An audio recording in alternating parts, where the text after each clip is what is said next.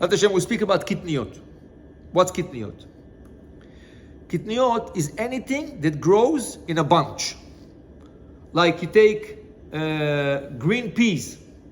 So it's like a small pocket, and you have like 5 of them, right? You take full, right? Fava beans, ava beans, right? All those things.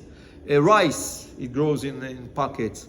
It grows in a bunch. Sesame grows in a bunch. Corn grows in a bunch on the cob, right?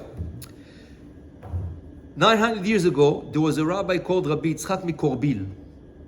He saw when they used to bring all the legumes, all those peas and fava beans and ava beans and corn, all these things, they used to use recycled bags, Utah bags, recycled Utah bags. Sometimes they used to put in the Utah bags, they used to put grains of wheat. Now when they emptied the wheat, some grains used to stay in the bag. Then they used to put rice, they used to put ava beans, fava beans, lima beans, they used to put all kinds of peas, all kinds of things. When people used to buy it and put it in the pot, they didn't see. But as they cooked it, all of a sudden, in the middle of Pesach, they would find 1 grain of wheat. We know chametz b'Pesach b'mashu. People sometimes were poor, and that's what they had to eat for the Chag. And now they found the wheat. That's it. That's it. Since it's repeated itself so many times, so many people, it's not one case, it's a lot of cases. So the rabbis in Europe made a decree. You cannot eat legumes on Pesach. It's called Kitniyot. Kitniyot. Now, today, doesn't exist because today the machines sort. If they see a strange object in the rice, if they see something in the peas, they sort it. The machine knows how to sort it. There's people there watching and seeing, right? Today it's packed differently. It's not brought with Utah bags. It's brought with different ways. But again, the Ashkenazim, where they started the decree, said that's it. It's a decree till Mashiach. So you cannot change it. You cannot even do Atarat Nedarim. But Sfaradim never accepted this decree. But for Sfaradim was something else. From the ones that you can make flour to make into bread, they said it's asur. For example, you take lima beans, the big green ones, the beans, the big green ones, right? Those, when they are dry, or hummus, when it's dry, or corn, when it's completely dry, you put it, you don't throw it, people were poor. They would smash it, make flour, and make bread, corn bread, fava bean bread, right? They would make bread. Now, the Amei Aratzot, the ignorance, they didn't know. They came to somebody on Pesach, a rabbi with a beard, with a stomach, sitting there, and he sees he's eating bread. But we said the matzah could look like bread as long as it's made under 18 minutes. Here is it's no flour, bichlal. There's no flour. The flour is legumes, right? We spoke about last class that those matzot sold on the market, which made out of potatoes, are not matzot. They look like matzot, but the bracha is she'akol, and it never become chametz. It can never become chametz. But the Amei Aratzot, ignorant, when they saw the bread on the table of the rabbis, of the religious people, said, "Oh, so you're allowed to do bread on Pesach." This is still bread. So in Morocco and in certain countries, Tunisia, they decreed that all the legumes which are dry, you're not allowed to eat on Pesach. But if you eat them fresh, you can eat. For example, Moroccans have a custom to do on Pesach soup made out of fava beans and lamb, kevis. This is adda. This is minag. Ken avotenu biyadenu, right?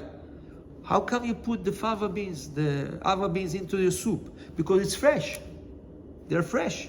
Even when you buy them frozen, it's called considered fresh. Only when they're dry, like you can buy hummus completely dry. You can go to the store, you buy hummus dry, right? Some people make dishes out of it, right? This no. But Sephardim never accepted. Therefore, a lot of things are made from legumes which Ashkenaz cannot eat and Sepharad could. For example, you take soft drinks. In the soft drinks there's sugar. But sugar can be made of two things. Either cane sugar or the glucose can be made of corn. Coca-Cola. What is the sugar made from? Corn. So Ashkenaz tell you, oh, Coca-Cola is chametz. Why chametz? Oh, it has corn. Ah, okay, for Ashkenazim. Not Sephardim. We're allowed to drink corn, right? And many things like this is made out of corn, right? Ashkenazim cannot, right? And Sephardim could. Some things as in the ingredient dextrose. It's true that dextrose can be made out of wheat, but in America they produce dextrose out of corn. Ashkenazim still wouldn't take it because it's corn, right? So that's why a lot of things which have legumes inside, corn especially, sugar, corn, right? Ashkenazim would not eat. For example, peanut butter, right? They would have some, the peanuts itself, according to Rav Moshe Feinstein, it's not legumes, right? Quinoa is legumes because it grows in a bunch. But quinoa was found recently in South America by the Indians. Since it was not existing at the time of the decree, so it's not included in the decree. So it's legumes, but it's not included. So even Ashkenazim can eat quinoa. They can make sushi instead of rice. They can make quinoa, right? So a lot of stuff on Pesach is not only chametz, it's also legumes. So I spoke once to a rabbi Ashkenaz. I told him, why you say asur? He told me for Ashkenazim, legumes is equal chametz. So many modern Ashkenazim, they try to take off the decree and say it doesn't apply anymore to the... You can't. If you're Ashkenaz, you're stuck with it. The only case you can get rid of it, if you're a woman and you marry a Sephardi, then he tells you, we eat rice, we eat ava beans, we eat all the stuff. And he says, what? I'm going to serve him and I'm not going to eat? She can do atarat nedarim because she has to follow him. The other way around, no. If he's Ashkenaz and she ate rice and she ate, now in our house, in the new house with her husband, she cannot eat anymore. But when she goes to her parents, she could eat with her parents. She could eat with her parents, right? But in her home, she can't, right? This is the only case. This is the only time when a woman could take off the legumes, right? Now, if a Sephardi never ate legumes because they told them asur, it's not allowed. All of a sudden, he's coming to a Torah class, a Sephardi rabbi explaining him, this is the reason, this is Sephardim, this is Ashkenazim. What? I'm Sephardi, they told me always it's asur. Yeah, because you went always to Ashkenazim. Poor you, right? And now he says, what's now? It's minhag b'ta'ut. It's a mistake. You don't need atarat nedarim. You can just go home and tell your wife to prepare you soup of ava beans with the lamb, right? You can eat peanut butter and all kinds of things which has the thing, right? So a lot of things are things. For example, mustard. Why is mustard not allowed? Because it's Kitniyot. It's true that mustard can have another problem. Mustard can have a problem that the vinegar is chametz. But even if the vinegar is not chametz, it's white vinegar, which is not chametz, made out of corn. The Ashkenazim do not eat corn, so that's why they say the Rama decreed that mustard is not allowed on Pesach, right? How can you eat the tongue without mustard? Even Avraham Avinu used to serve the angel with mustard, right? It's a delicatessen, right? So to tell you, right? One time I called the mashgiach.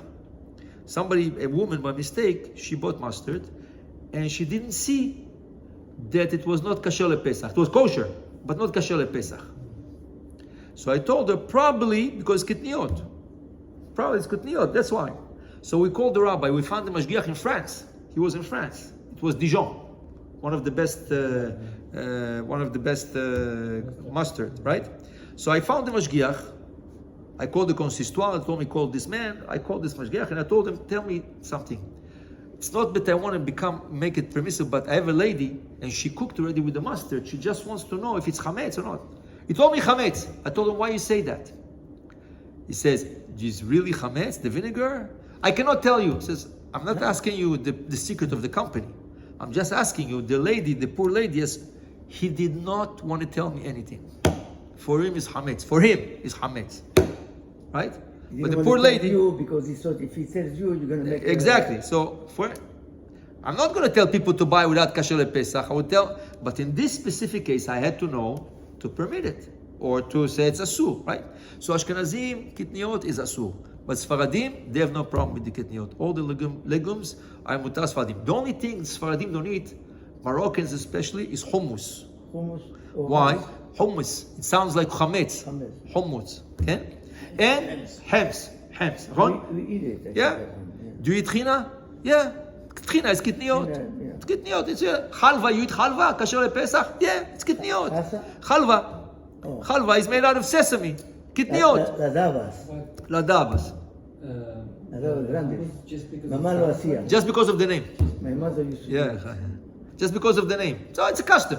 It's a custom. Okay. Right? People Moroccan don't eat corn. Because the corn resembles a little bit, when it's small, it resembles to the wheat. They call it the golden kernel, right? So in some people, I saw the Aruch HaShulchan, he thinks that corn is part of the 5 grains that you're not allowed to eat. So okay, but this is few. The rest of the kitniyot, everything is mutar, right? So you should know, Sephardim, they never accepted. Are you allowed to eat rice? Rice is, again, the problem was, it's kitniyot, because of the grains of wheat used to find inside. Oh, that's right. So Moroccans do not eat rice. Tunisian, They eat rice. Egyptian, they eat rice. Yeah. Even Rabbi Yosef Mesas, not Rabbi Shalom Mesas. Even Rabbi Yosef Mesas, who became, from Morocco, he was brought to Algeria to become the friend. He says, whoever doesn't eat rice on Pesach is Am Haaretz, he's ignorant. Kacha he used to say. And his cousin, Rabbi Shalom Mesas, used to say, Asur, you're not allowed to eat, right? They used to fight about the rice. Yes, there was years of hungers, but Rabbi Yosef Mesas says, no. In what's the name of the city used to be Rabbi Shalom Mesas? Meknes. In Meknes, he says, you people used to eat rice. In Morocco, there was different customs. Marrakesh did not eat rice. Meknes ate rice. Rabbi David, there was another big rabbi in Morocco. He used to say also, rice is mutar. Okay? Rice is mutar. So it's custom, everything custom. So find out, is it a custom or you don't have the custom? And if you found out you made the custom by mistake, you can start eating it. If you're married to an Egyptian, you have both ways.